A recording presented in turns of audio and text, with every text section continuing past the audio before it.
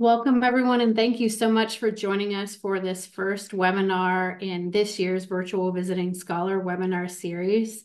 My name is Heather Metcalf, and I am the PI for the ARC Network and Managing Director of Research, Innovation, and Entrepreneurship for our home organization, the Women in Engineering Proactive Network, or WEPAN.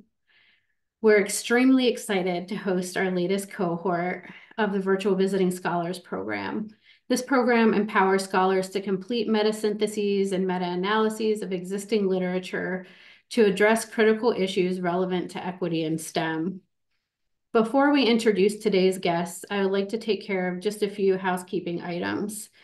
First, I want to let you know that this webinar is being recorded, and we will share the recording with registrants and post it to our ARC Network website after the event. Live captioning is also available through Zoom. If you hover your mouse over the bottom of the Zoom window, there are a number of different menu options. To the right is the icon for captioning. Selecting the caret will allow you to customize your captioning. In the center are options for Q&A and chat.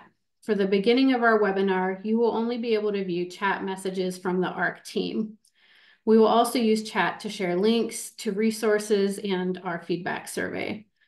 We will open the chat for participants once we finish with the prompted part of our discussion. If you have questions for the speakers, please add them to the Q&A, where you can also upvote questions. Next, I'll share a bit more about who we are as the ARC Network. The goal of the ARC Network is to create and cultivate a broad community that bridges the gap between research and practice. As the STEM Equity Brain Trust, the ARC Network works to promote systemic change by collecting previous work and producing new perspectives, methods, and interventions through a variety of activities, including convenings, a curated resource library, emerging research workshops, a virtual visiting scholars program, and online events like this one. The ARC Network is built on and works through a framework integrating inclusion, intersectionality, and intentionality. We strive to ensure that our work accounts for the social stratifications that intertwine to determine the unique inequities that people experience. The ARC Network is funded through a cooperative agreement with the NSF Advanced Program with our home organization, WEPAN. To learn more about the ARC Network, we encourage you to visit equityinstem.org, where you can also join the community for free if you haven't already. You can also find us on LinkedIn, Facebook, and Twitter at ARC Equity in STEM and hashtag Equity in STEM. Now I'll pass it to ARC's Project Director, Virginia Rhodes, who will briefly introduce our speakers and moderate today's discussion. Thank you, Heather, for the introductions. As she said, my name is Virginia Rhodes. I'm the Project Director for the ARC Network. And I'm very excited to begin our discussion today featuring our latest cohort of virtual visiting scholars. Before we begin, I do want to take a quick second to acknowledge both the quantity and quality of proposals that we had this year. We had the most proposals submitted to date, and they covered such a wide range of intersectional gender equity topics that it made funding decisions very difficult. But thanks to our amazing reviewers, the ARC Network is very happy to introduce the amazing scholars we have here today to you and talk a little bit about their work. So going straight down the line here, we have Dr. Asher BlackDeer, who is a queer anti-colonial scholar activist from the Southern Cheyenne Nation and serves as an assistant professor in the Graduate School of Social Work at the University of Denver. Her scholarship illuminates the impact of structural violence on American Indian and Alaska Native communities, and she is deeply committed to furthering anti-colonial abolitionist work. Dr. BlackDeer centers Indigenous voices throughout her research by using quantitative approaches and big data as tools for responsible storytelling.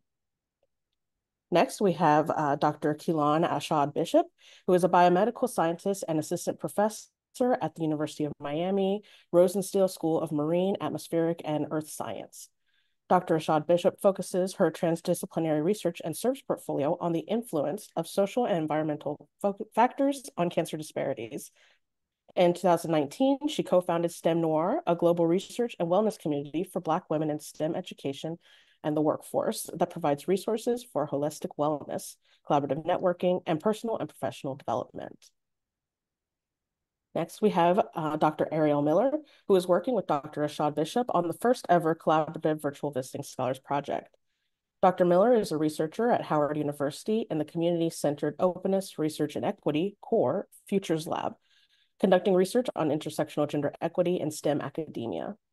She attended Northwestern University, receiving a BA in physics and her commission in the U.S. Navy in 2003.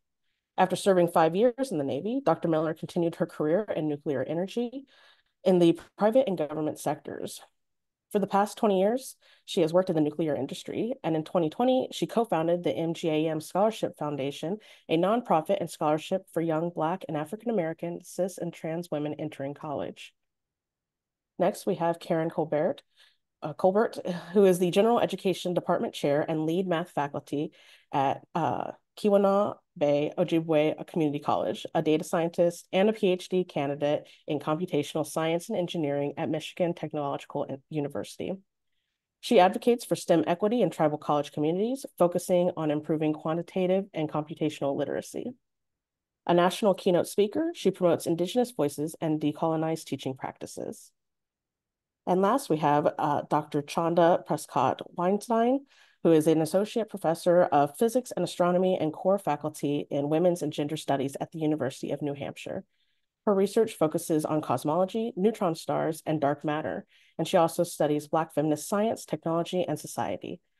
Dr. Prescott-Weinstein is a member of the DOE High Energy Physics Advisory Panel and created the site Black Women Plus in Physics and Astronomy Bibliography.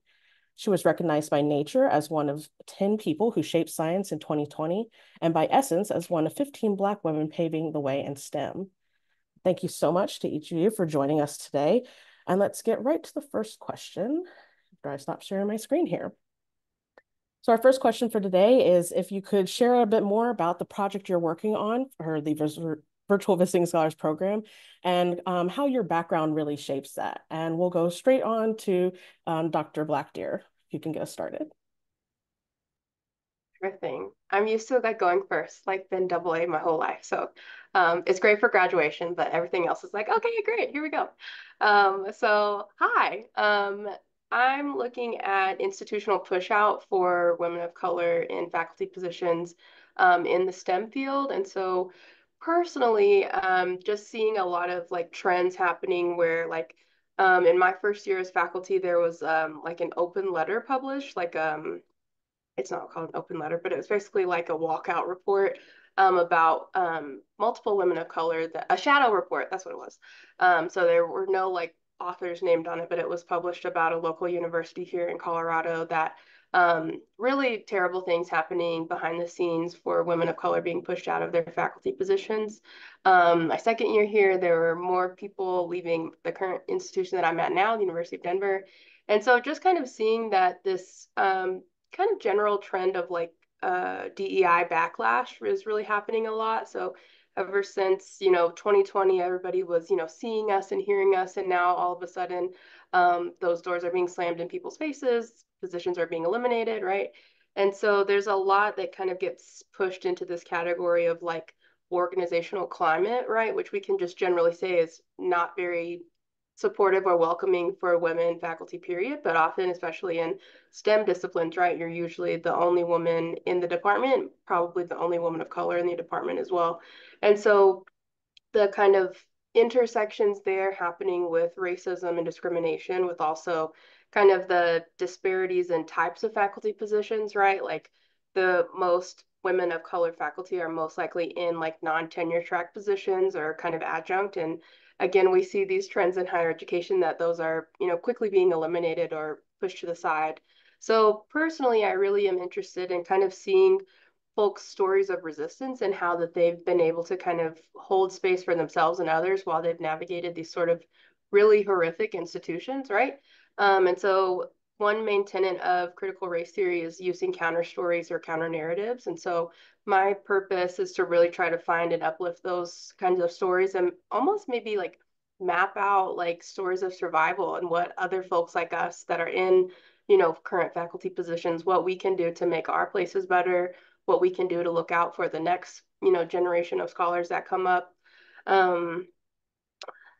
Yeah, I think that's really where I'm at. So Thank you. Perfect. Thank you. No, I think that's a topic that will probably really resonate with a lot of folks in not just the ARC network, but overall, whoever is in a university who's dealing with those kinds of issues. So I'm very excited to see what comes out of your project at the end here. Next, we'll go with Dr. Ashad-Bishop, if you'd answer our question for us. Sure. I think, as you said, we're the first collaborative project, so I think I'll kind of kick us off and then pass it to Dr. Miller. So, I'll say that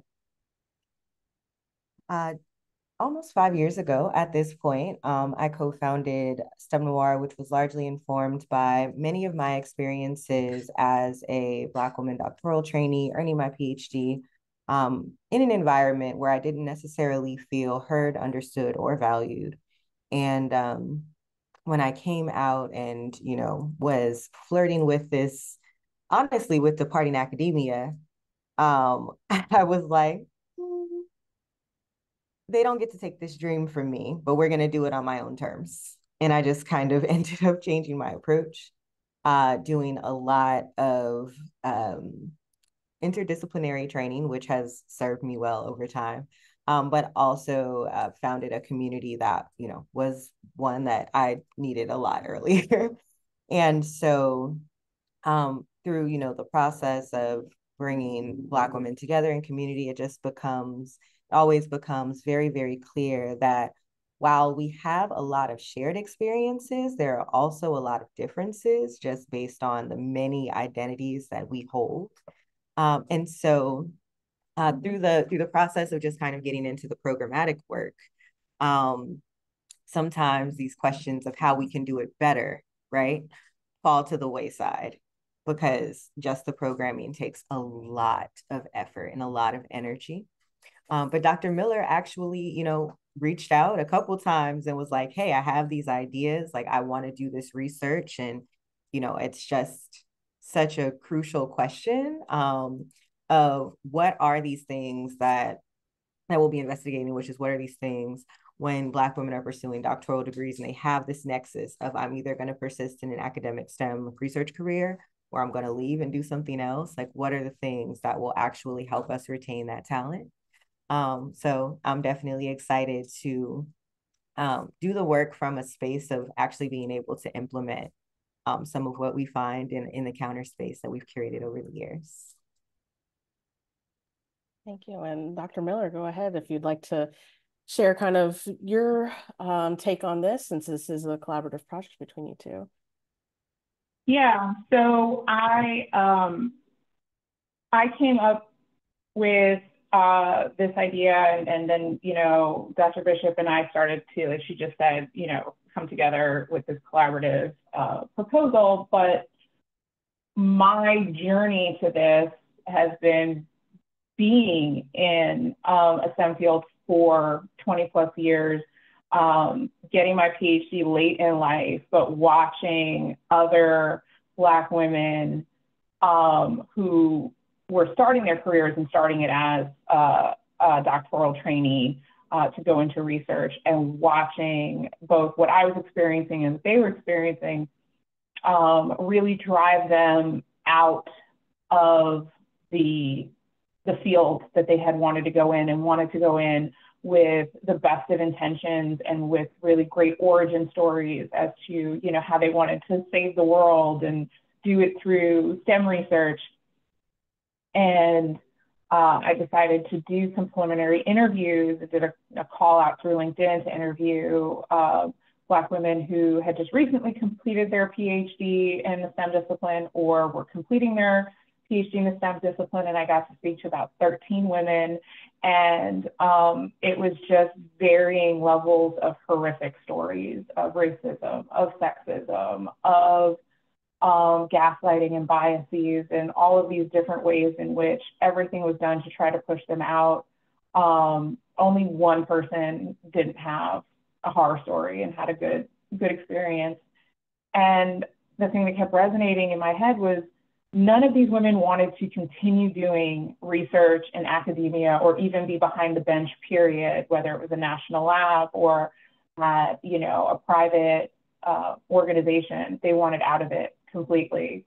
And all I kept thinking about was what a loss, what a brain drain, because all of their desires to go into research were formed with just beautiful reasons around helping the community, helping society. It wasn't just, I want to build a bigger rocket because it's interesting. And so I really wanted to explore that and see who else has explored that and bring a little bit more attention to that.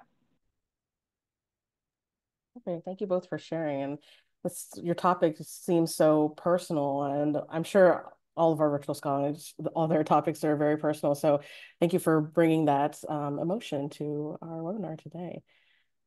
Now we'll turn it over to Karen, who you are a PhD candidate, so you have a little bit of a different background here, but kind of tell me how does that to shape your project and what you'll be doing the next year. Bonjour, Gakina, Karen Indigenous Cause, Nindo Gichigoming, Nimin Wedam, Mioma. I am so honored to be included in this amazing group of scholars. My project actually focuses on exploring the intersection of the unique identity of the tribal college community and the culture of STEM education and how that's actually influenced the current state of gender equity among our faculty. So TCUs are the only minority serving institution accredited in higher education, post-secondary, who our entire mission statement is to align with revitalizing, cultivating, promoting, supporting Indigenous voices in academic spaces.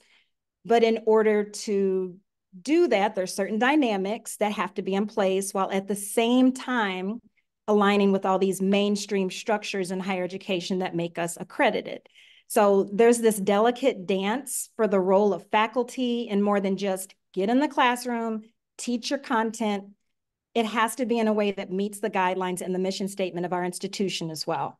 And I think especially in STEM, communities of color have had their contributions othered in all those spaces, especially in our textbooks and in our classrooms as far as history. So if we as faculty, we have to teach, well, most of us, especially those higher level STEM, we teach how we were taught. And it would make sense that even at a tribal college, those STEM courses, that material and the instructors would struggle with honoring our identity in the TCU community with what we've been taught is the standard for an identity of a STEM scholar. And so with that struggle, you will see some of the results that we have as far as what has happened within the TCU professorate in STEM. And I'm really wanting to understand how that has influenced the impact on gender equity in our STEM courses. So I'm a data scientist. I'm a general education department chair, and I'm the lead math faculty here at Keweenaw Ojibwa Community College. And I also represent tribal college faculty all over the country with advocacy work in the American Indian College Fund, and I'm a tribal college teaching and learning coach. So I see firsthand how tribal colleges, we are the hub for Indigenous leadership and innovation in STEM, but we still face significant challenges when you think about what is promoting gender equity, especially within the faculty.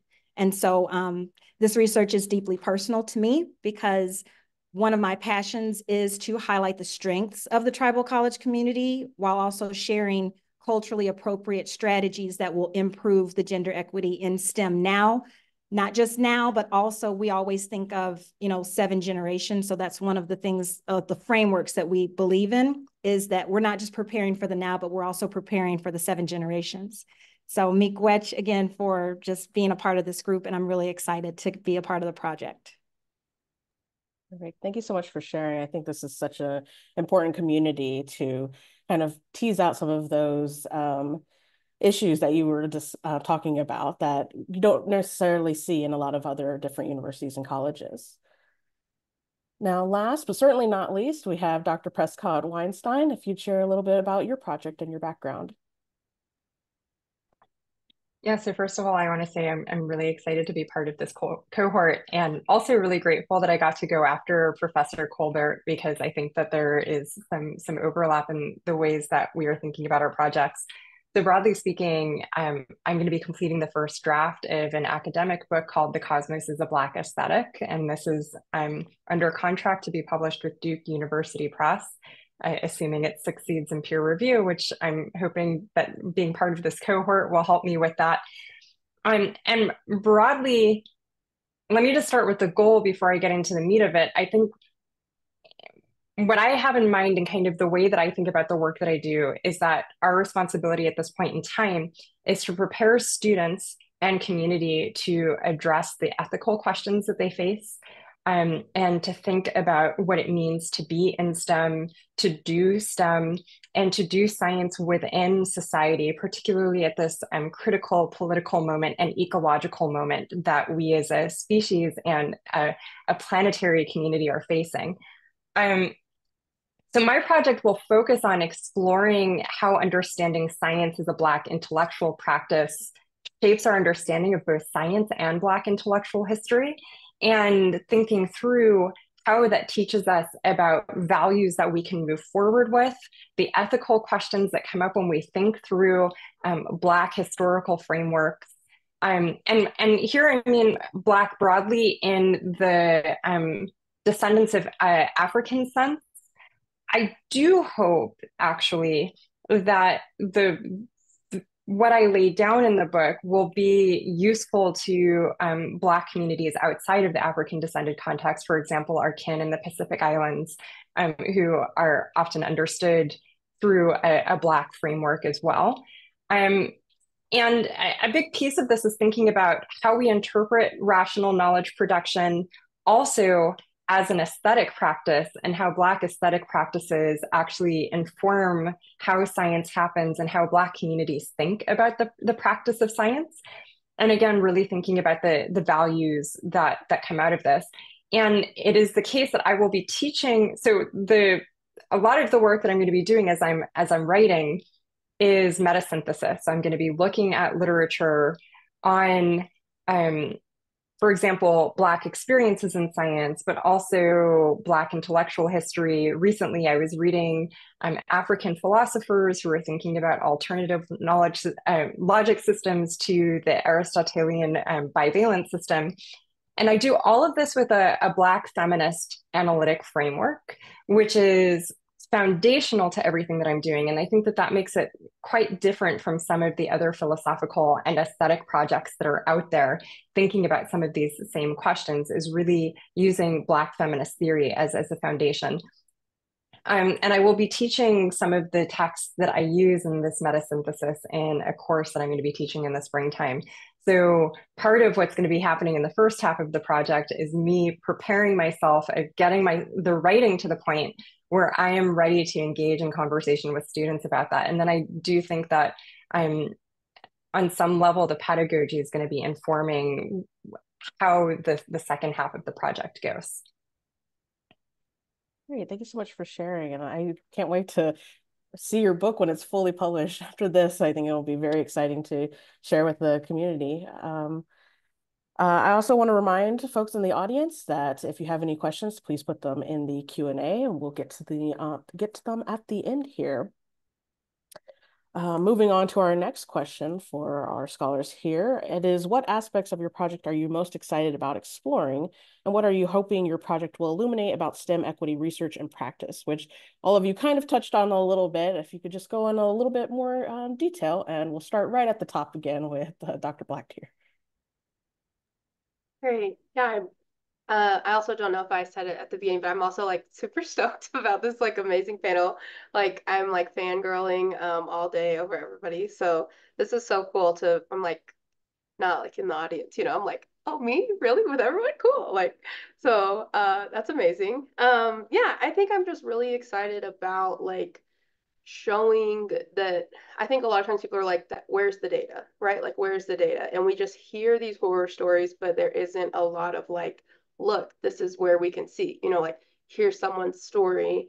And so I really want to be able to kind of like have the tools to like talk back to the academy in a way, to be like, let me tell you about you for a change, So I think that's what I'm most excited about, is to really like focus on that like empowerment perspective, to say like, this is this is what's been happening and we're not going to tolerate it anymore. So like putting people on notice, you know. So that's, I think, what I'm looking most forward to about like that, highlighting resistance for sure. Definitely, especially given this current climate, I feel like that's super important to kind of show that, hey, this is what's happening. Like, this is the data behind that. And this is the evidence we're seeing. So I'm looking forward to that. Next, Dr. Ashad-Bishop and Dr. Miller, whichever one of you would like to start, if you both have different things that you're looking forward to from your project. Arielle, you want to go first? Dr. Miller, you want to go first? Yeah, that'll be fine. I too, like Dr. Asher BlackDeer, am very excited to just have the data now at my fingertips to speak to the issue in spaces that, you know, are very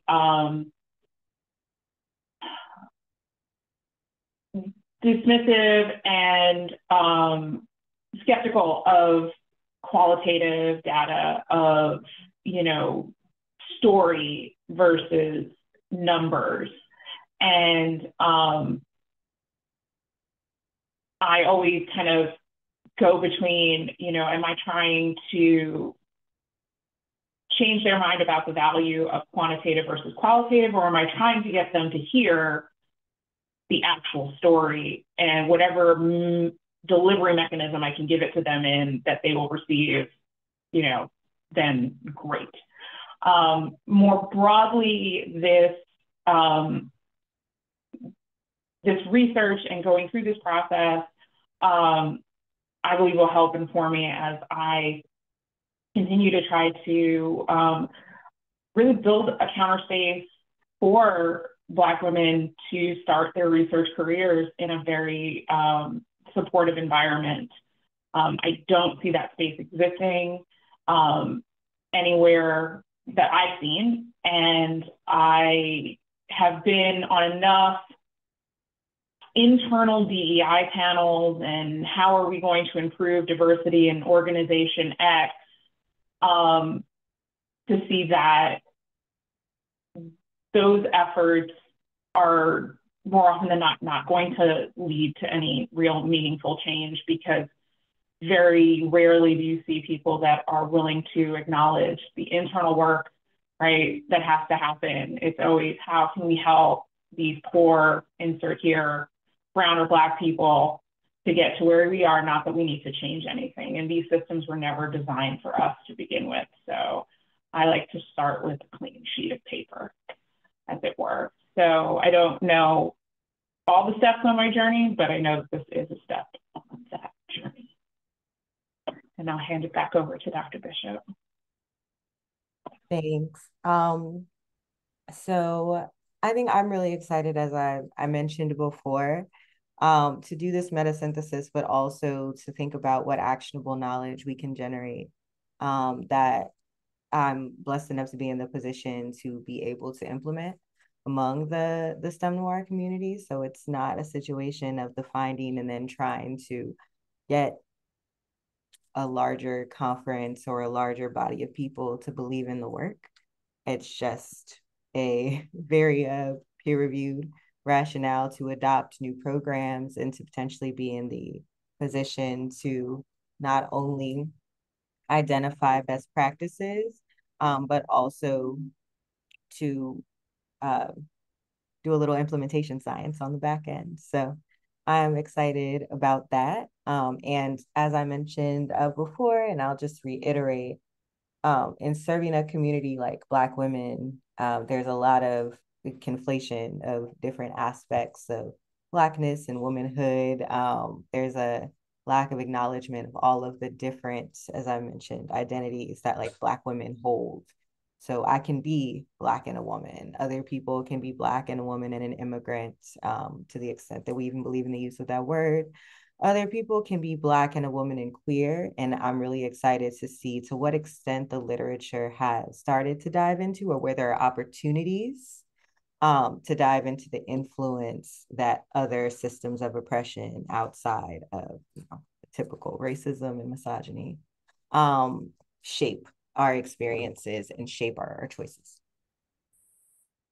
Great, thank you both for sharing. And I think it's such an important notion of just building and serving your community. I think that's a notion that ARC Network and WePan as a whole shares, is creating that community and having that space to have these kinds of conversations and share stories between people. So I look forward to seeing what you guys come up with after this year. Next, we'll have Professor Colbert, if you would answer the question of what you're most excited about exploring and hoping your project will illuminate. So I'm actually really excited for the opportunity to integrate the two frameworks of the indigenous ways of knowing with the Western scientific knowledge. This is something where I kind of feel like, oh my gosh, I get to practice what I preach, right? We're on campus, we're on the reservation, we're telling our students this is what's important.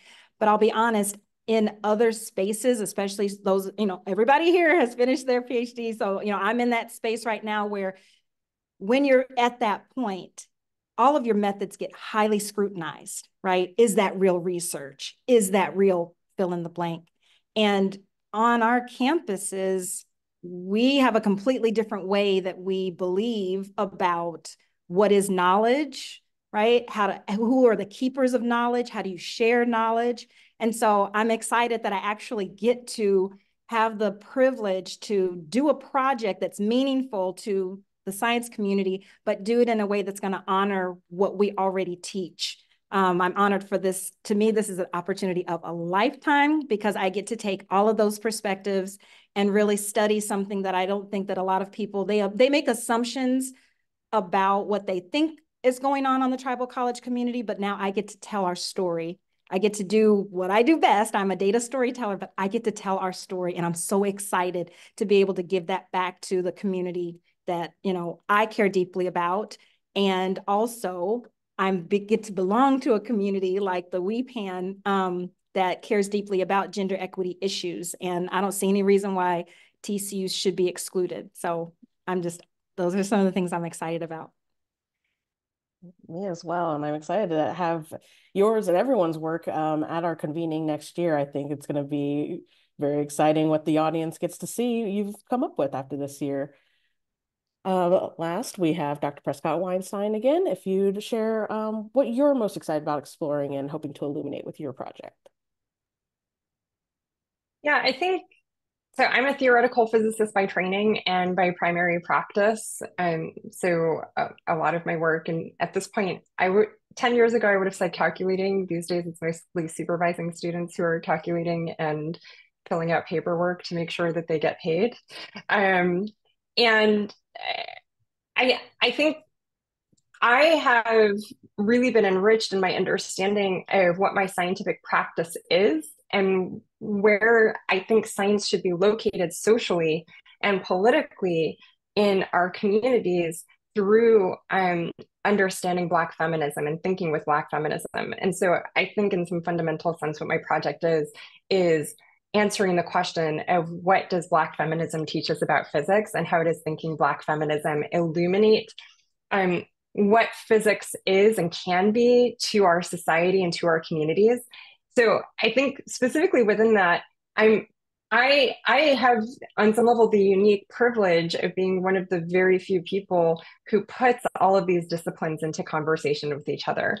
So thinking intersectionality and Black feminist theory alongside science, technology, and society studies, alongside philosophy and history of science, alongside what might be considered traditional Black studies, which we could have a long conversation about why Black feminism is in some ways a different intellectual line from traditional Black studies, and how misogynoir shapes that, for example. And on the other hand, I get to spend time just actually thinking about how are these texts talking to each other. And on some level, like if you grew up dreaming of being an intellectual, that's like literally the thing that you wanted to do, was be like putting ideas into conversation and seeing what happens. And so this project is actually allowing me to do that. And I'm also really excited to be part of, I think, a generation of scholars that is really trying to illuminate and highlight the contributions of Jamaican philosopher Sylvia Wynter. So I think that's not a name that as many people know as they should. And so I think that that is something that I hope my book does well. And I'm coming to Sylvia Wynter in part through the work of Catherine McKittrick. And so I think in a lot of ways, my work is following on Catherine McKittrick's book, Dear Science and Other Stories. And so I'm just like really excited to add my own piece to this lineage. Not because I think I'm saying anything final or conclusive, but hopefully I'm adding something to the conversation that helps people keep the conversation going. And from the point of view of my pedagogy, you know, it's not my job to tell my students what to think, what values to hold, or anything like that. But it is my job to give them and equip them with the critical skill set to make those decisions for themselves and give them the competency to understand how, for example, identity shapes how science happens, what it means to be a Black Bajan American woman versus like maybe even a Black Trini American woman. And I'm picking those two identities because my family comes from both islands. And recognizing that that doesn't necessarily mean that I often get misunderstood as people want to say, oh, you're saying the laws of physics are going to be different. No, but it does mean that we may interpret what the value of understanding those laws differently and why our community should invest in and support that kind of work. And so I think my job is to help students understand, to ask those questions and try and develop their own answers to them. And so those are the things that I'm excited about doing over the next, I guess, 9 months or so. Thank you so much for sharing. Once again, the Q&A is open for all our audience members to put any questions they may have. I have one more prompted question, but before we get to that, I actually would like to open it up to our scholars right now if you have questions for each other. So I know you all seem very excited about each other's work, and I want to give a chance to have you ask questions of each other if you have any.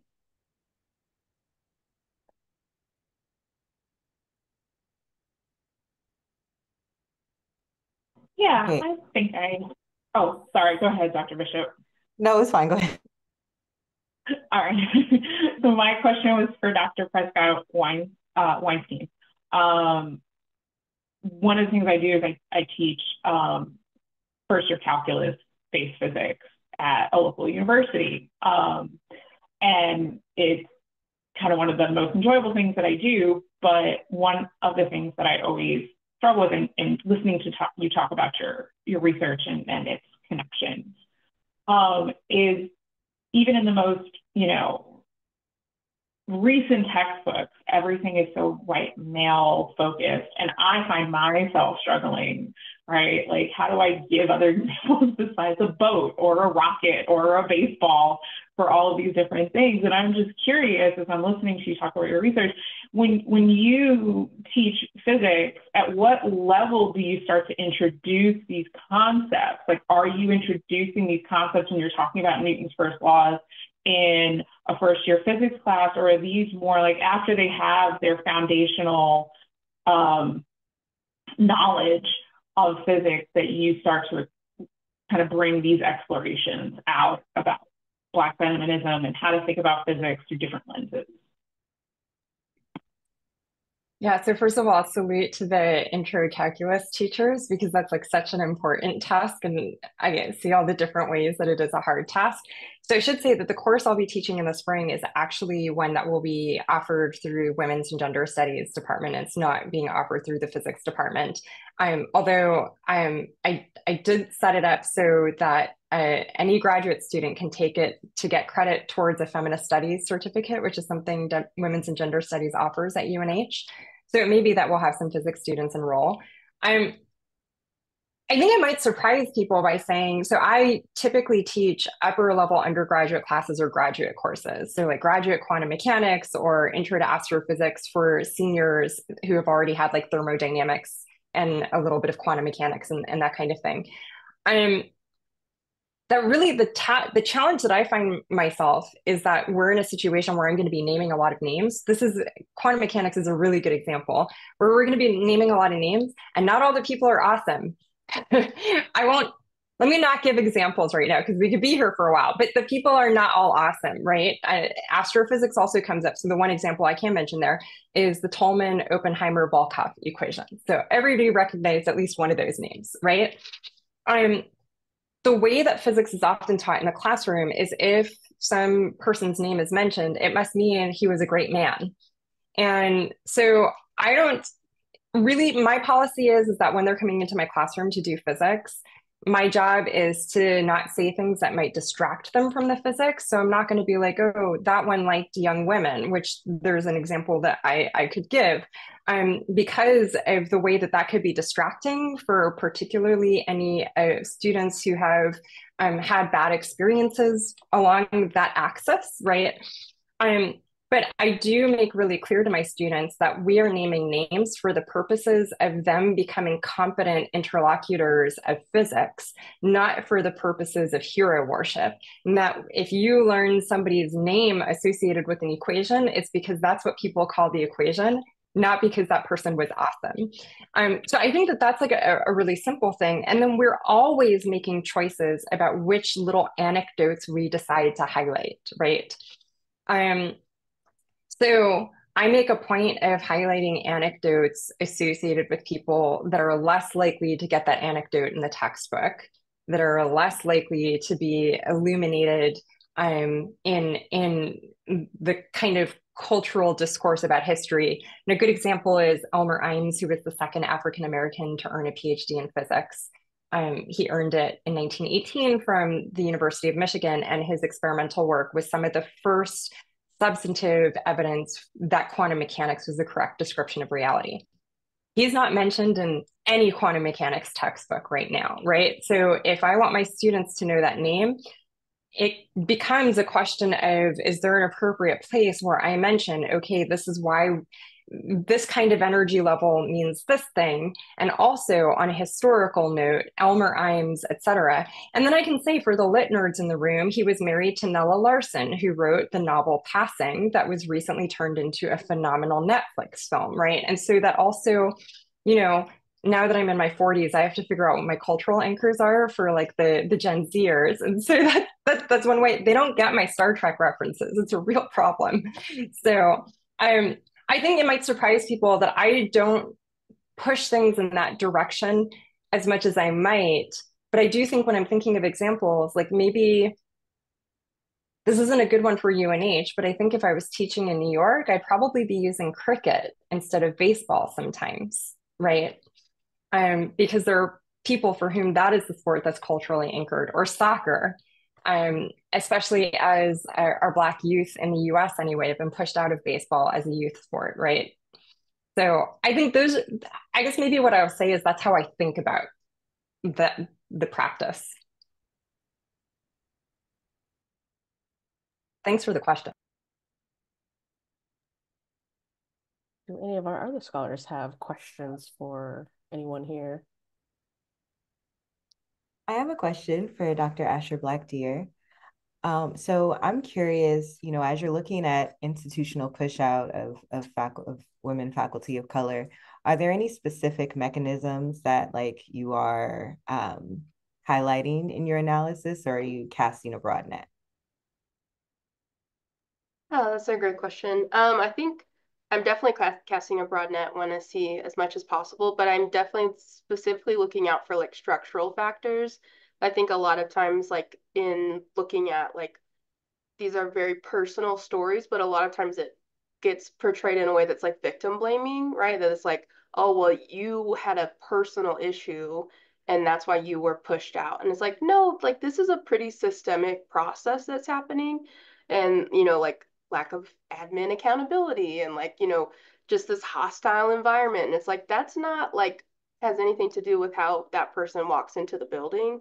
And so I'm definitely trying to like look for those specific kind of structural factors and really maybe even illuminate how the process kind of like reinforces itself, right? Because then it's like a revolving door of like, oh, we always have to hire somebody new and that'll be our next target. And then we'll, haze them out of here and then we'll have another position. And so then we can say, look, we've had 4 women of color in the last 12 years and, you know, they just couldn't cut it, but we're hiring again next year, you know, and it's like, that's kind of like, it serves itself, right? So I'm trying to kind of keep special attention out for the way that this process continues to happen at like a more structural level that's not like, oh, well, you know, if you were more confident or if you weren't perceived as this, you know, because it's like, I'm not gonna like help us, you know, bend to be more palatable for white folks. You know, it's like, nope, like that's not what we're doing here. So definitely pointing to the, you know, the actionable things that folks will be like, oh, like we shouldn't have like just one person being in charge of all of this. Like, oh yeah, maybe not. So definitely kind of processes and structural things for sure, but open to all and hope to include all of it for sure.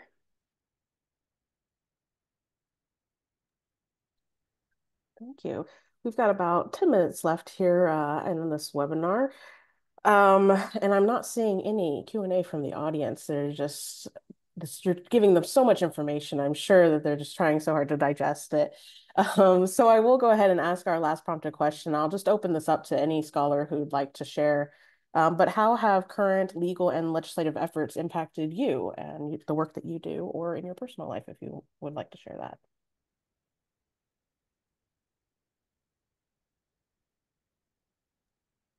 Maybe as I think I might be the only tenured person here, so maybe I should start. I don't know if that's true. But maybe it's safer for me to name some of the things that other people can nod at if they want to.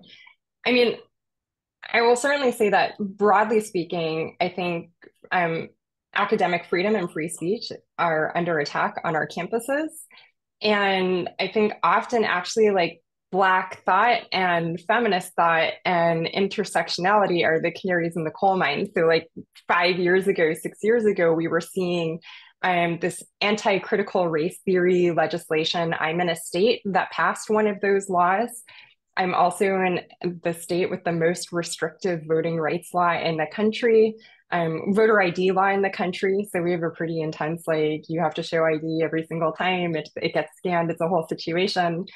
And now it's spread, and we have a broader problem. First of all, they were never targeting critical race theory because they couldn't explain it to you if like their life depended on it. But really, it was about silencing scholars who do work that is critical in any way of white supremacist, transphobic, ableist, queerphobic norms in the academy, misogynist, misogynoirist norms in the academy. And this very specific targeting, for example, the Northwestern University Law School situation where Black women legal scholars were very specifically named as unqualified in the lawsuit. There's a very clear targeting of women of color and allies of women of color, people who are open advocates. So I think that that's a huge problem. We're seeing a huge Palestine exception across campuses. There's a story out today about the first tenured professor who was fired for making pro-Palestine comments. She is, like me, Jewish. And so the argument that this is all to protect Jewish people kind of goes out the window when you're firing Jewish people for talking about it. And I think that means that projects like the ones that we are doing are riskier, particularly for early career pre-tenure scholars. And so I think like this cohort, particularly the pre-tenure people in this cohort, are really taking a stand at a precarious moment in a way that even maybe previous cohorts were not, it wasn't politically fraught in the same way that it was a year ago or 2 years ago. So I guess I just want to say, like, I want to recognize that even coming to do this webinar, there is risk associated with being recorded talking about a project like this. And so I just want to, I guess, like applaud everyone. So that's what I will say about the challenges, but also just applaud everybody for being here, because like this is not actually simple in the way that it should be.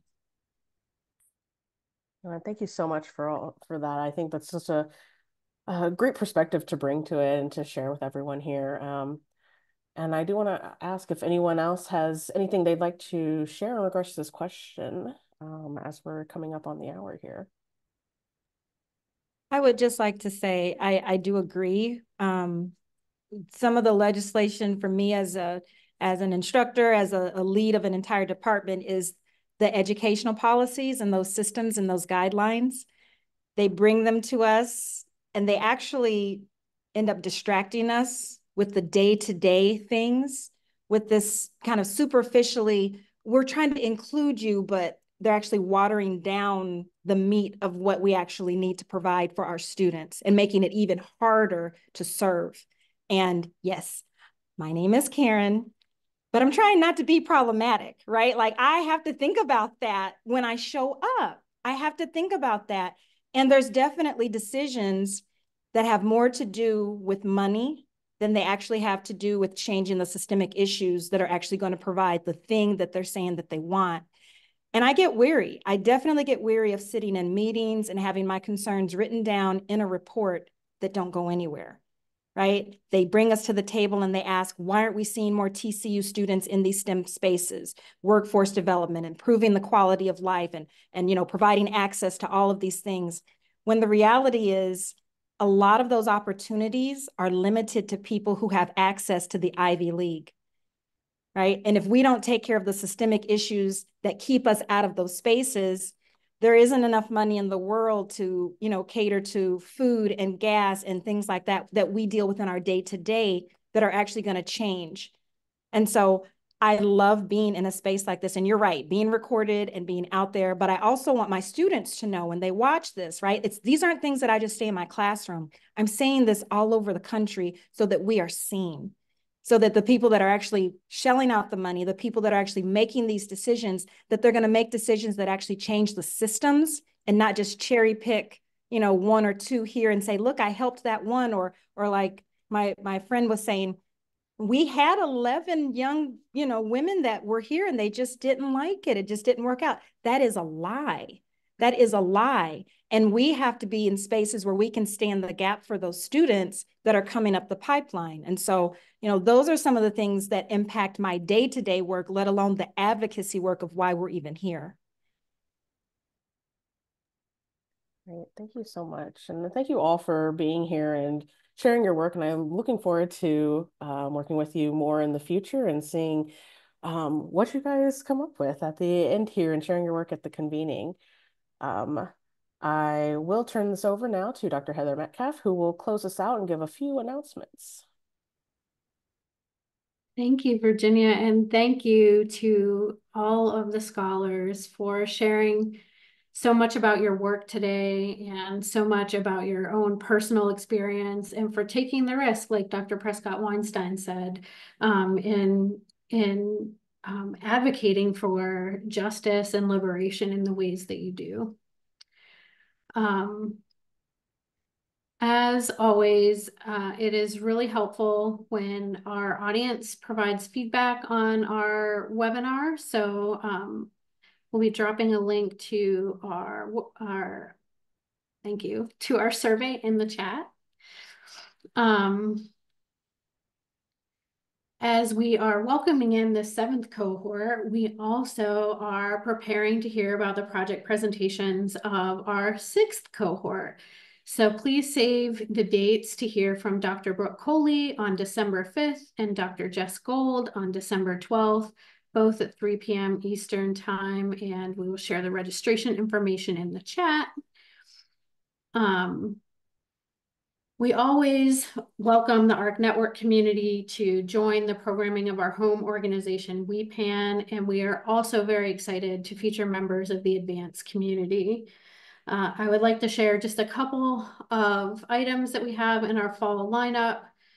Coming up in October from the 8th through the 11th and on the 15th, we have the WePan Accelerator Program Days, which will be kicking off with a webinar that's a partnership between ARC Network and WePan, releasing a report on equity and academic commercialization.